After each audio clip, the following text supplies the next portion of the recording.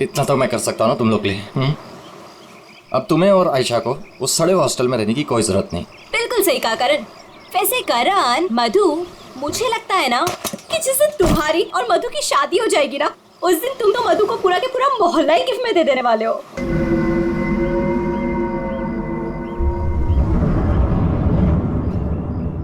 लगता है सामने वाले घर में कोई रहता है।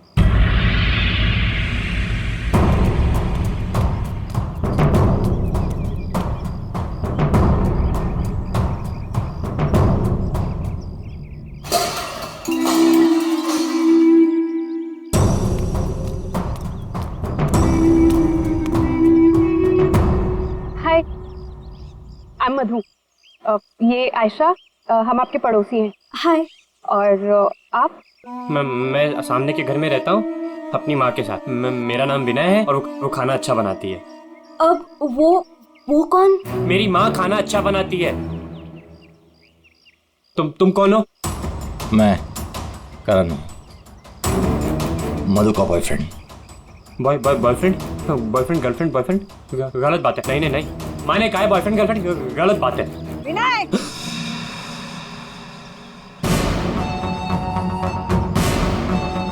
घर में चलो। कितनी बार मना किया है कि अजनबियों से मत बात किया करो। आ रहा हूँ ना। देखो, वो मेरी माँ है, उनको नमस्ते करो। अरे नमस्ते करो उनको। इधर आओ, इधर आओ। अंदर चलो।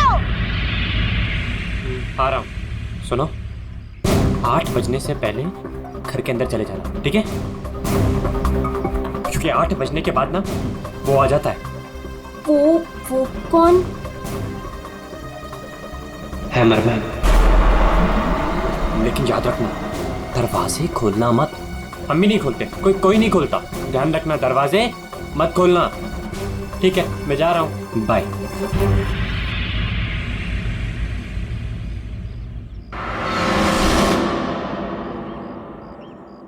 दिमाग खराब है इसका यार।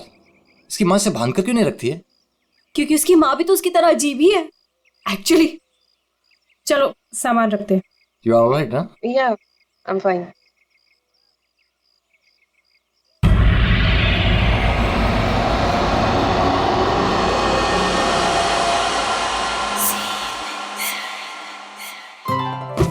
So beautiful.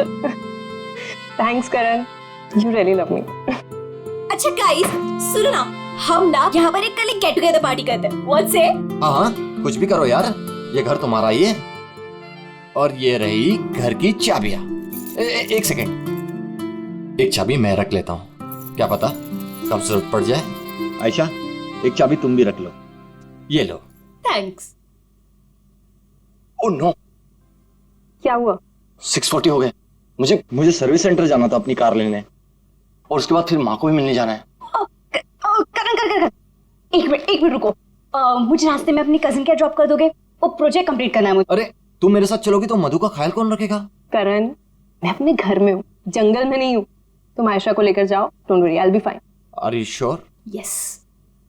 थैंक्स मधु। लेकिन मधु, अंदर से दरवाजा बहुत अच्छे से बंद कर लेना। ओके, ठीक है, चलो बाय।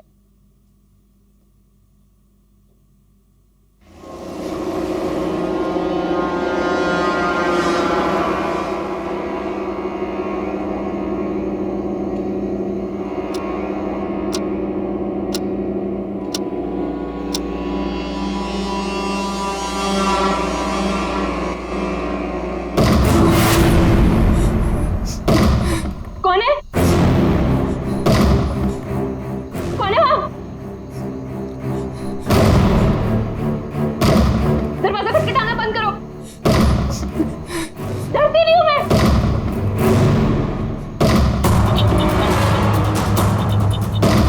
क्या करूं? करण को फोन कर।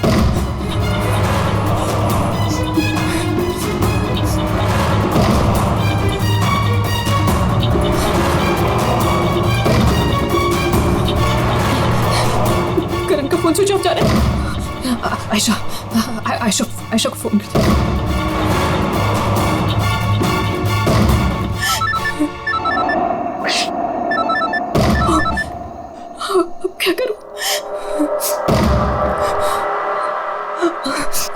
करती हूँ।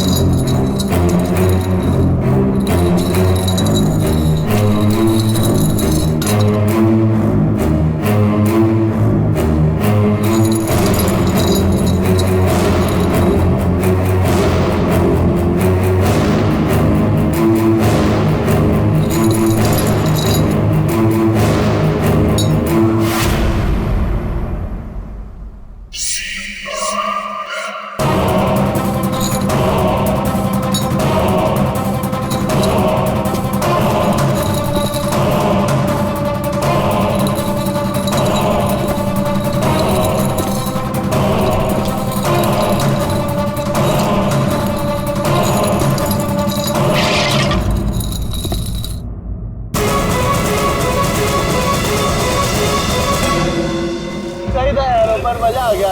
कल रात को तो क्या मस्ती मारी यार। अरे पूछो मत यार, मजा आ गया था। बस बस बस रोक दो भैया, रोक। Thank you. अरे मधु ना आज मेरी जान ही ले लेने वाली है। एक तो मैं अपना फोन भूल गई, रात को घर भी नहीं आई।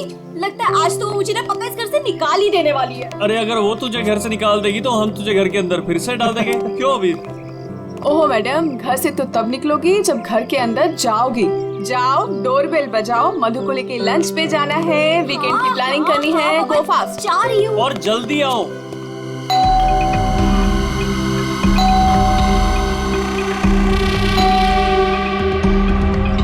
लगता है ना मैडम अभी तक सो रही है, दरवाजा ही नहीं खोल रही है। आयशा, तेरे पास इस घर की एक्स्ट्रा चाबी है ना?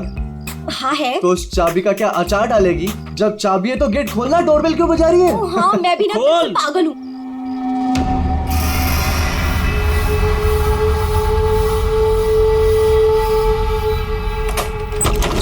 मधु, अरे मधु कब तक सोएगी?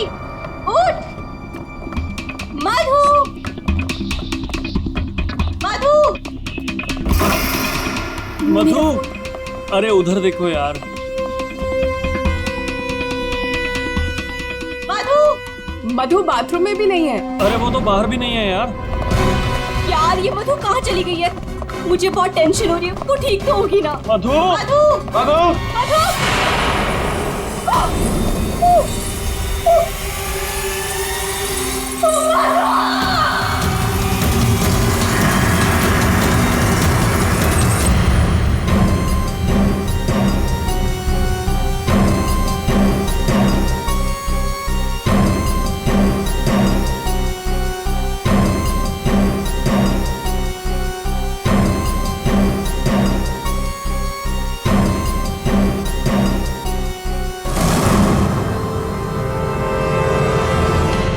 अभिजीत, इस हथौड़े से जिस पर भी वार किया गया होगा ना, लगता नहीं वो जिंदा बचा होगा। सर मगर लाश कहाँ है? उन्हीं लाश ले गया और ये हैमर यहीं छोड़ गया। और हथौड़ा भी ऐसा जिस पर कहीं कोई फिंगरप्रिंट के निशान नहीं। और सर यहाँ पे तो कोई तोड़फोड़ भी नहीं मची हुई है, सब चीज अपने जगह पे।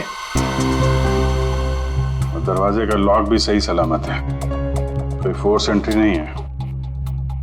और मधु के दोस्त भी बता रहे थे जब वो लोग अंदर आए तो ये दरवाजा खुला हुआ था। शायद खूनी के पास डुप्लीकेट चाबी होगी। दरवाजा खोल के अंदर आया, मधु के सिर पे हथौड़ा मारा और गायब।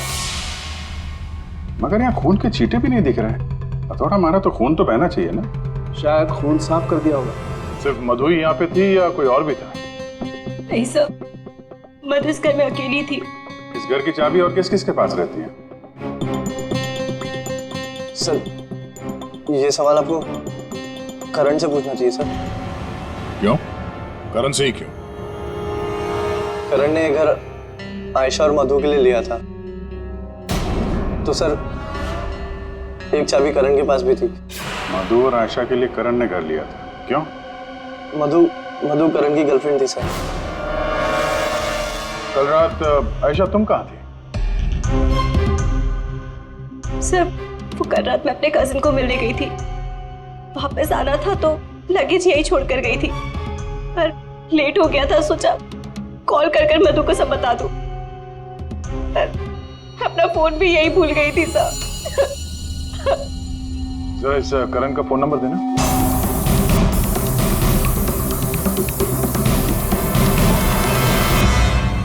Sir of. वो मेरे पास उसकी मम्मी का नंबर है। कल करण जब मुझे कजिन के यहाँ छोड़ने गया था तो कह रहा था कि वो घर जा रहा है मम्मी के पास।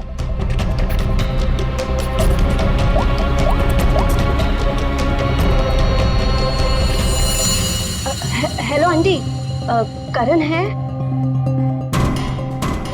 कल रात को आया था क्या वो?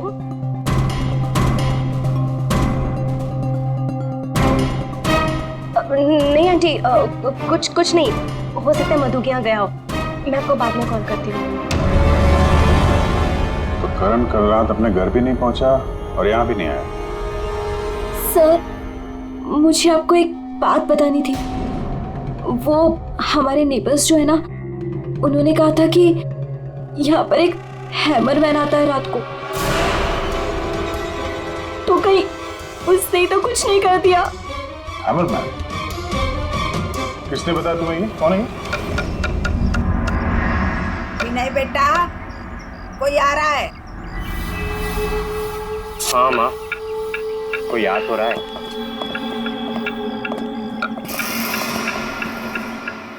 सब्जी काट रही है या लकड़ी काट रही है? काट वहाँ रही है, आवाज यहाँ तक आ रही है।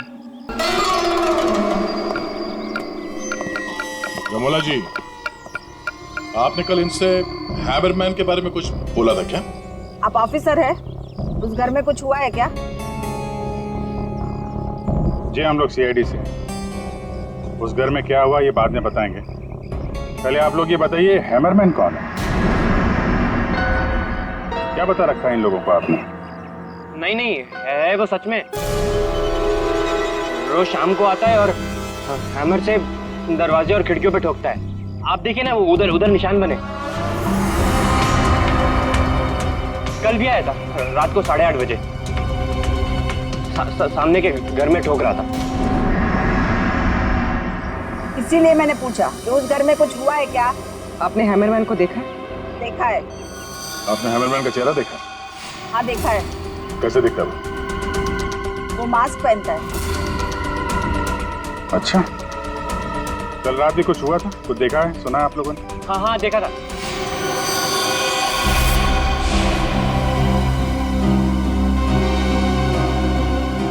रमोला जी, अभी आंख दिखाने से कोई फायदा नहीं। बोलो, क्या देखा था तुमने? कल रात 8:30 बजे मैंने खिड़की से देखा कि बस फिर मैंने नहीं देखा। माँ ने खिड़की बंद कर दी। एक आदमी और एक औरत। वो आदमी तो करण हो सकता है। और सर वो औरत? करण की कोई साथी? दोनों अंदर गए, मधु का खून किया और लाश लेके पीछे के रास्ते से निकल गए। एक बार पीछे की तरफ देख लेते हैं। आप लोग यहीं पे रुकिए। पूर्वी, इनसे हैमरमैन का स्केच बनवाओ। पीछे के दरवाजे से वही घुसेगा जिससे अपने पड़ोसियों की नजरों से बचना होगा। तो नहीं होगा जो मधु को लेकर निकल गया।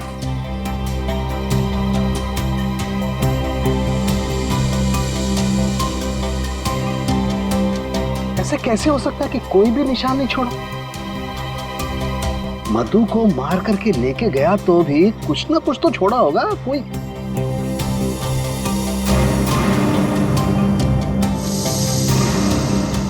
एक मिनट,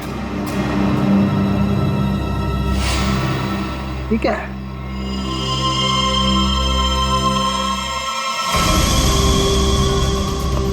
कुछ अलग से?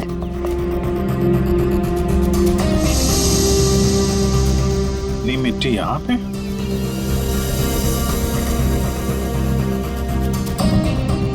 लगता है किसी ने यहाँ पे पैर वैर धुले हैं, इसलिए मिट्टी यहाँ पे है।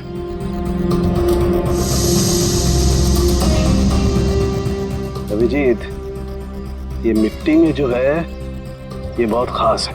ये देखो, इस मिट्टी में एल्गी है। शैवाल? शैवाल एक तरीके की काई होती है, और ये काई यहाँ की मिट्टी में नहीं हो सकती।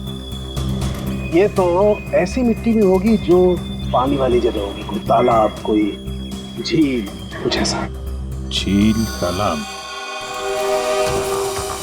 ये तालाब है जो मधु के घर से सबसे नजदीक।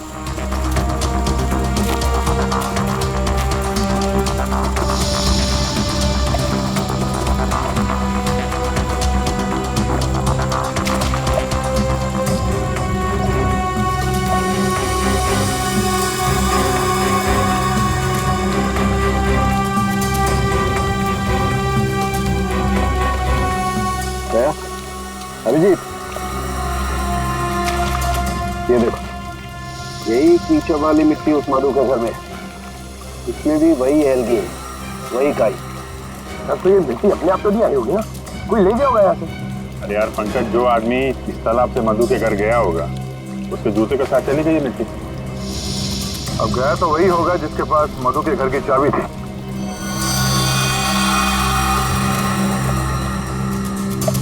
पर कौन गया होगा? अब चाहे वो हैमरमैन हो या फिर कोई और। हैमरमैन? ये हैमरमैन ने किया है क्या? काम तो उसी का ही लग रहा है। हाँ।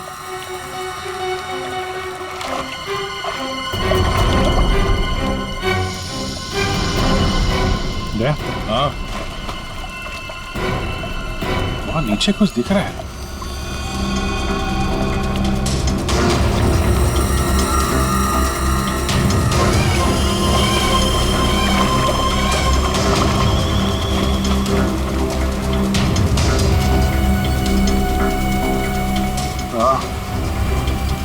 कुछ है तो सही वहां पर। डाइवर्स को बुलाते हैं और क्रेन भी।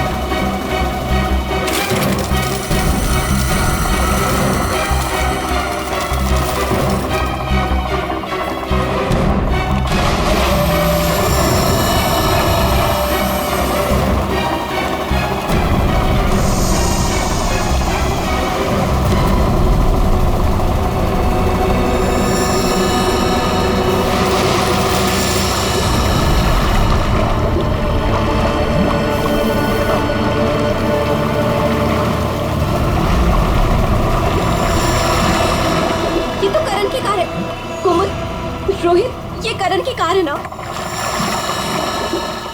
कोमल, रोहित, ये करण की कार है ना? पर करण अपनी कार इस तालाब में क्यों फेंकेगा? हो सकता है हैमरमैन लेकर आया हो। करण की कार का नंबर और इस कार का नंबर दोनों सेम है।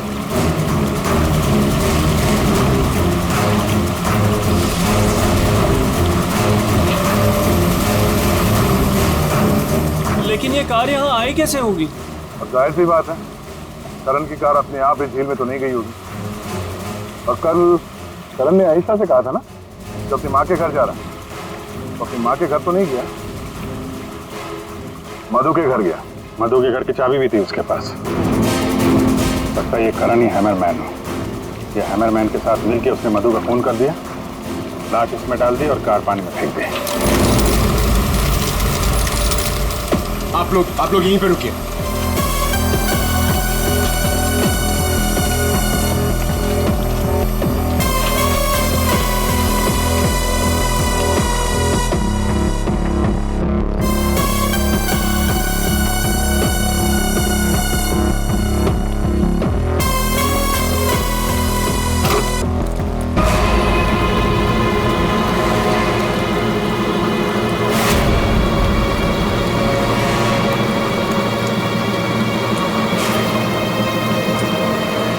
रुको, ये तो करण है।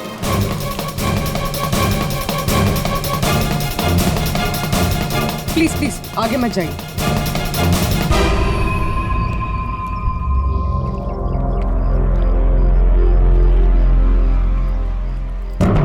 खोपड़ी बुरी तरह से टूट गई है, किसी भारी चीज से वार किया है। थोड़े से ही मारा होगा, हैमरमैन ने मारा है। सर मतलब हैमरमैन ने करण को मारकर लाश गाड़ी में डाल दी और गाड़ी तालाब में फेंक दी। फेंका नहीं पूर्वी, इधर ढलान पे धक्का दिया और गाड़ी सीधा झील में। सर मगर अगर गाड़ी को धक्का मार के वहां तालाब में डाला है तो फिर ये नॉर्मल पतला दुबला आदमी नहीं होगा सर, ये हैमरमैन बहुत तगड़ा होगा सर, हट्टा कट्टा। या फिर 2 लोग होंगे। अब ये करण तो मिल गया, मधु को ढूंढना है।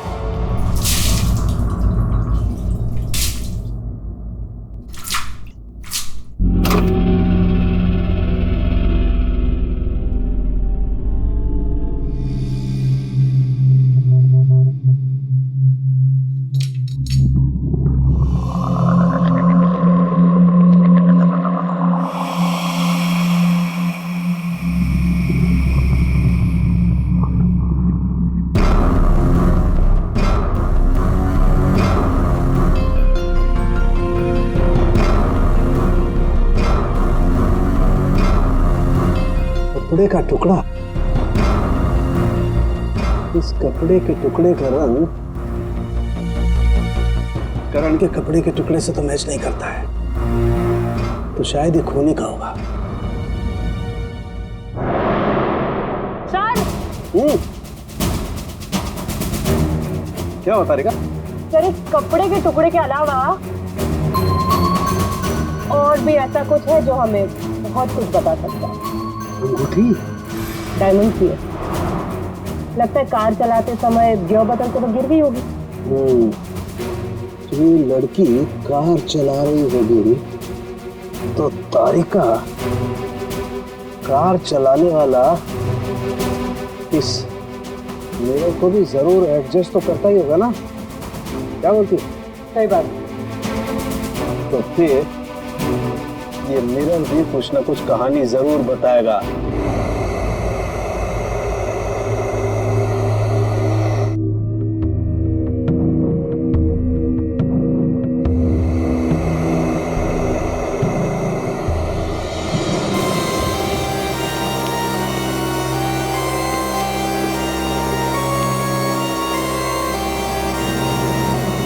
शीशे के बाल सुखा रहे हैं क्या?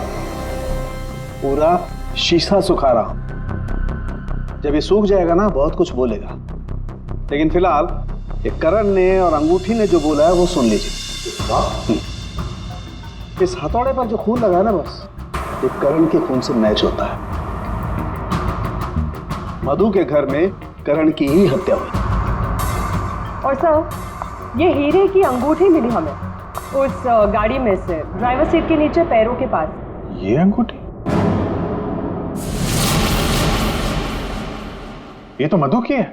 हाँ सर, हमने मधु के घर से उसके कुछ फोटोग्राफ्स लिए थे, उसमें मधु ने यही अंगूठी पहन रखी। इसका मतलब वो कार झील तक मधु चला कर लाई और इसीलिए वहां मोटी कार में गिर गई। तो क्या करण का खून मधु ने किया? नहीं दिया, मुझे नहीं लगता।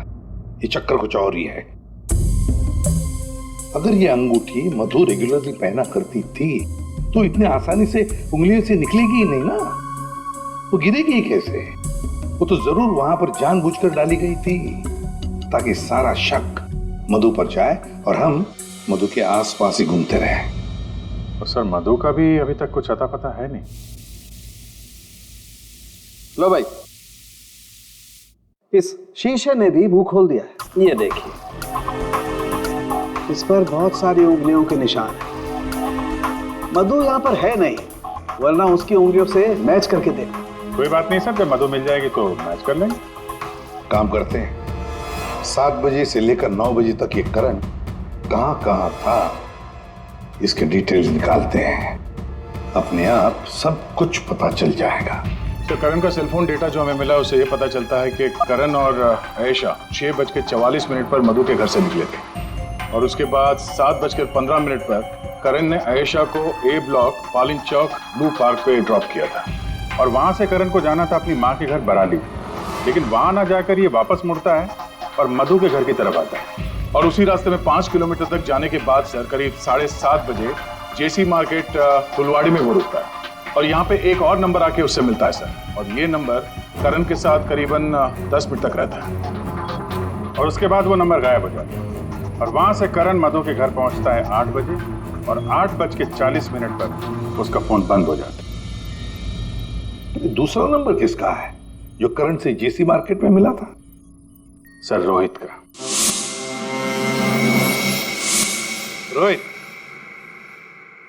तुम करण का खून होने से पहले उससे मिले थे पूरे 10 मिनट के लिए, क्यों? सर मैं अपने दोस्त की मौत से बहुत ज्यादा डरा हुआ था सर, और मुझे समझ में ही नहीं आ रहा था कि मैं कैसे रिएक्ट करूं, क्या बोलूं। वो तो अचानक से उस दिन मैं उसे जेसी मार्केट में मिला, मैंने सडनली उसे वहां देखा। अरे करण! हे रोहित, कैसा है यार? कैसा है मेरा भाई? अरे तू यहाँ इस खिलौने की दुकान में क्या कर रहा है यार? तुझे यहाँ क्या जरूरत पड़ गई आने की? अरे बस ऐसे यार, किसी के लिए सरप्राइज ले रहा था और उसे सरप्राइज ही रहने दे। अच्छा सरप्राइज? चल यार, मुझे थोड़ी जल्दी है। कल मधु के इधर तू आ रहा है ना पार्टी में? हाँ कल आ रहा हूँ ना, लेकिन तू जा कहाँ रहा है? बस यार थोड़ा जल्दी में हूँ। अरे मैं तुझे छोड़ देता हूँ, चल मेरी कार पार्क है यहाँ, तू कल मिल मुझे। अच्छा चल सी यू, बाय। और मेरे लिए तो ये सरप्राइज की बात थी सर, क्योंकि मैं उससे 2 महीने बाद मिल रहा था। ठीक है, तुम जा सकते हो, लेकिन जब तक इस केस की तहकीकात पूरी नहीं होती तुम ये शहर छोड़कर कहीं नहीं जाओगे। जाओ।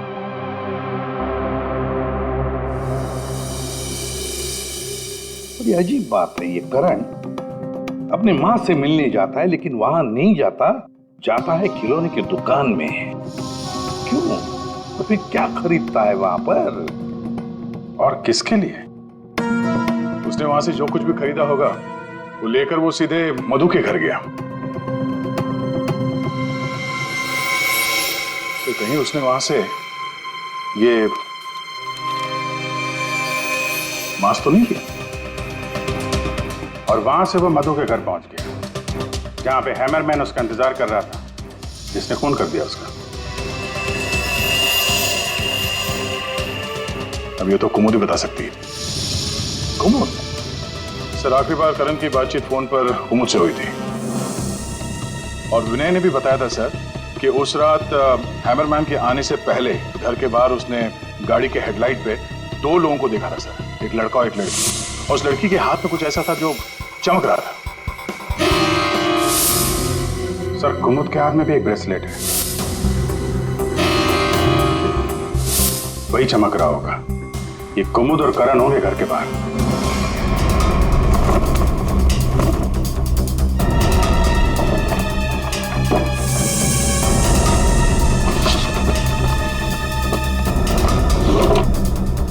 जब से करण की लाश मिली है तालाब में, तब से खूनी और भी होशियार हो गया। सर लगता है ये टीम बहुत छोटी है सर, कुमुद, मधु और ये हैमरमैन। लेकिन ये हैमरमैन मिले तो सही, अभी तक तो सिर्फ उसका हैमर ही मिला है तो उसने हमारे लिए छोड़ा है। मैन तो गायब ही है। सर ये कुमुद तो भागने की तैयारी से घर से निकली, सारे कपड़े लेकर भागी और उसका मोबाइल भी स्विच ऑफ आ रहा है। अरे ये कहां से आ गए यहाँ पे? कहाँ से आ गए? ये देखो, इसका मतलब है ये कुमुद रमोला और विनय को पहले से जानती थी। एनवेलप पे डेट पिछले महीने की है और ये कुमुद बोल रही थी कि ये रमोला और विनय को पहले कभी मिली नहीं। तो कहीं ये माँ बेटे रमोला और विनय इस पूरे साजिश में शामिल तो नहीं? मिलते हैं माँ बेटे से।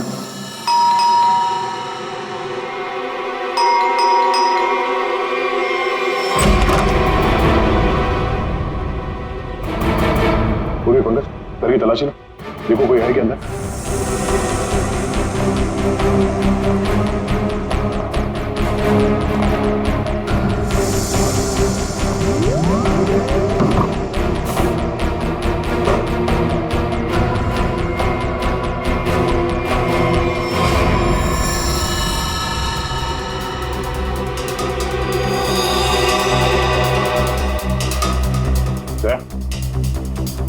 हाँ,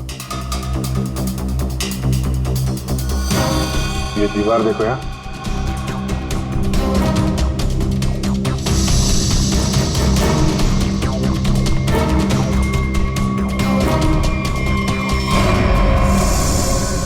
पेट भी ताजा है।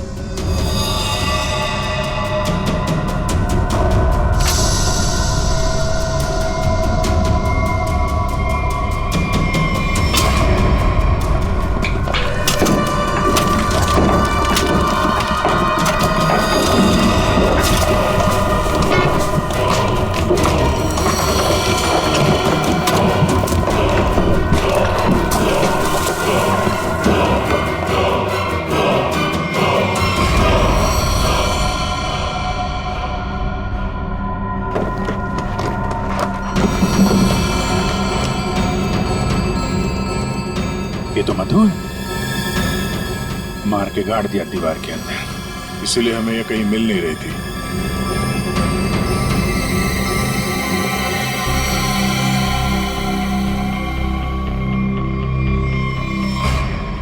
सर इसे भी हथौड़े से मारा। इसके सर पे भी वैसी ही चोट है जैसे करण के सर पे थी। यार ये जो कुछ भी हुआ है कल रात 8:30 बजे के बाद ही हुआ है। बारिश के दिनों में ये दीवार इतनी जल्दी सूख कैसे गई? इस दीवार के प्लास्टर को सुखाने के लिए कहीं से हीटर या इंडस्ट्रियल हीटर मंगाया होगा। सर अभी यहाँ पे रास्ते पे मोड़ पे मैंने एक वो जो इंडस्ट्रियल इक्विपमेंट भाड़े पे देते ना सर, उसकी दुकान देखी थी सर। जाके पता करो। वो नहीं है, बहुत चालाक, अच्छी प्लानिंग कर रखी थी।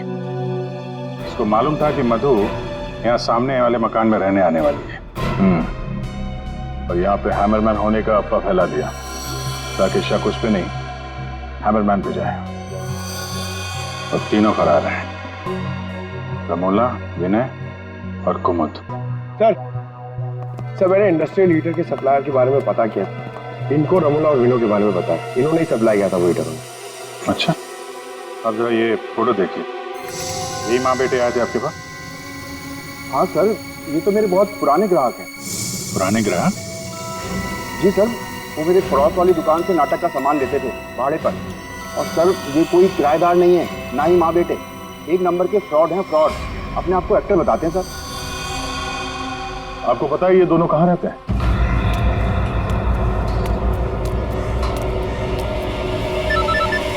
तो निकल, मैं मिलता हूँ। हाँ चल मिलते हैं। हेलो, मैं चंपा बोल रही हूँ, चाय पानी फिल्म से। हाँ जी बोलिए ना। आपकी एक्टिंग के इतने चर्चे सुने और आपका नंबर मुझे इतनी मुश्किल से मिला है। बस हमने डिसाइड कर लिया है, हम आपको अपनी अगली फिल्म में लॉन्च करेंगे। लॉन्च करेंगे मुझे? मतलब आखिर आपने मेरा टैलेंट पहचान ही लिया? हाँ, अब 1-2 दिन में शूटिंग शुरू हो जाएगी। बस एक प्रॉब्लम है, आपकी बड़ी बहन के कैरेक्टर के लिए कोई अच्छी एक्ट्रेस मिल नहीं रही। बस वो कंफर्म हो जाए तो हम शूटिंग शुरू कर देंगे। अच्छा बड़ी, अरे है ना, बड़ी बहन है। मैं आपकी प्रॉब्लम सॉल्व करता हूँ। अरे वाह, आपने तो मेरी टेंशन ही खत्म कर दी। आप अपनी गली के बाहर आ जाइए, मैं गली नंबर 7 पे खड़ी हूँ। अरे तेरी, अरे मौसी बाहर निकलो। क्या है? अरे बाहर निकलो।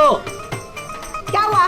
अरे अपनी किस्मत खुल गई, रोल मिला है अपने को।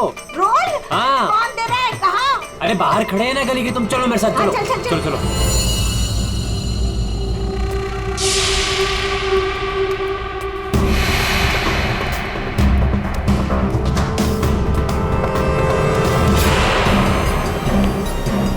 CID? हाँ CID। कहाँ जा रहा है? अच्छे मुजरिम का किरदार तो तुम लोगों ने निभा दिया, अब जरा एक अच्छे गवाह का किरदार भी निभाओ। अब ये बताओ कि कुमुद कहाँ है?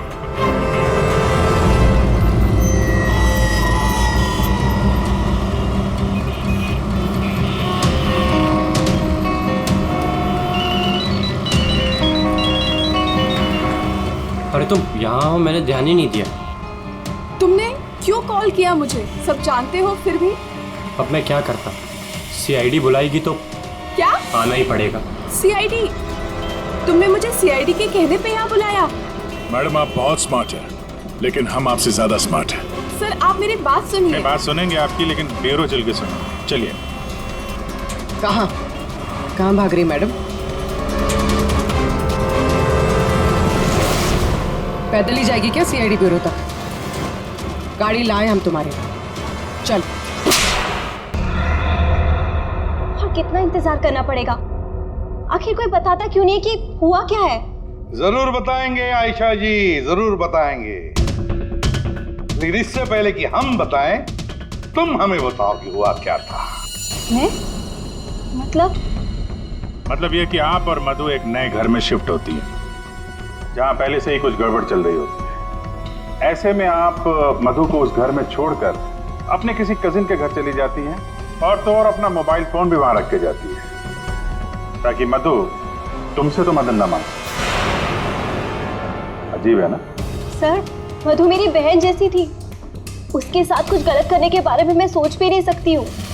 अच्छा, बहन जैसी थी? बहन तो नहीं थी ना? हाँ? अभी इस पूरे इन्वेस्टिगेशन में किसी ने तुम पर एक बार भी शक नहीं किया, क्यों?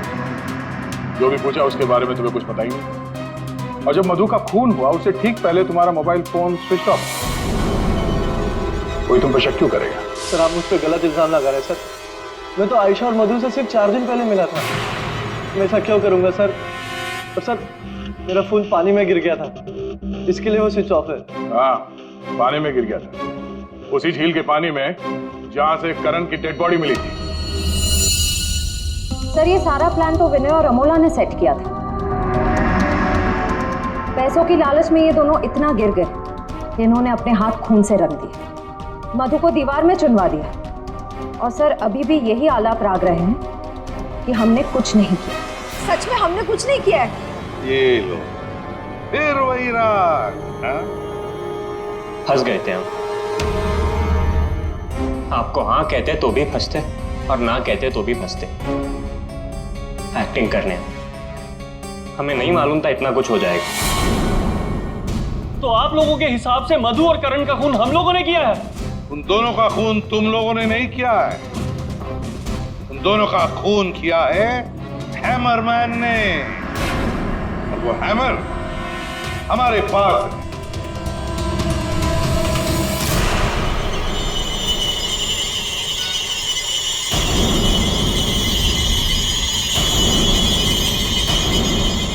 कुमुद, ये कहाँ थी? ये हैमर छुपाने गई थी, हमने ढूंढ निकाला, है ना? I'm sorry रोहित, मुझे माफ कर दो। तुमने मुझसे वादा किया था कि तुम मेरा नाम नहीं लोगे, मैं तुम्हें छोड़ूंगा।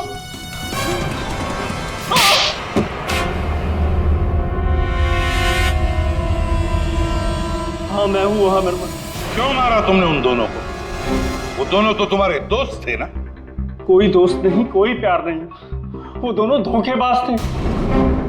मधु 5 साल से मेरी गर्लफ्रेंड थी, और 5 मिनट में उसने मुझे लात मार दी उस करण के लिए। जानते हैं क्यों?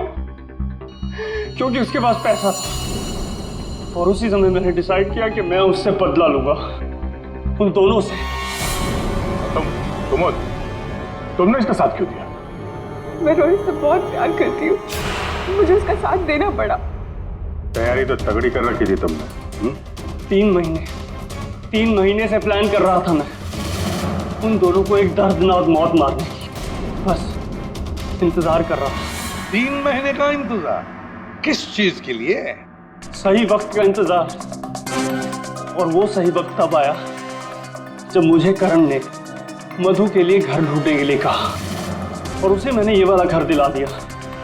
और उसके बगल वाला घर मैंने कुमुद के नाम से रेंट पर ले लिया, और वहां इन दोनों घोचुओं को रखा, इन बेवकूफों को।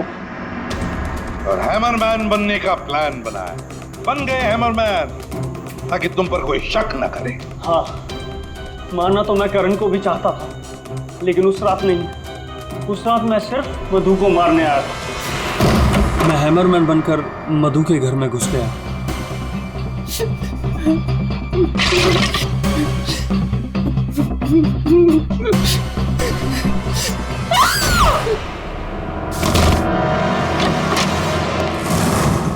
और मुझे इस बात का बिल्कुल भी अंदाजा नहीं था कि करण भी वहां पर आ जाएगा। वो मधु के साथ मजाक करने आया था, नकली हैमरमैन बनकर। उसने मास्क जब मैंने उसे मार दिया तब मुझे पता चला कि वो दरअसल करण ही था। मैंने कुमोद, रमोला और विनय की मदद से दोनों लाशों को ठिकाने लगा दिया। रोहित जी, ये हथौड़ा हमें ना भी मिलता ना तब भी तुम बच नहीं सकते थे, क्योंकि करण और मधु ने मरने के बाद भी हमें बताया कि खूनी तुम हो। रोहित, कुमुद, रमोला और विनय, तुम सब ने मिलकर मधु और करण का खून किया है। अब जेल में बैठकर हैमरमैन की नई नई कहानियां सुनाते बैठना इन सबको, तब तक फांसी का ऑर्डर तो आ ही जाएगा।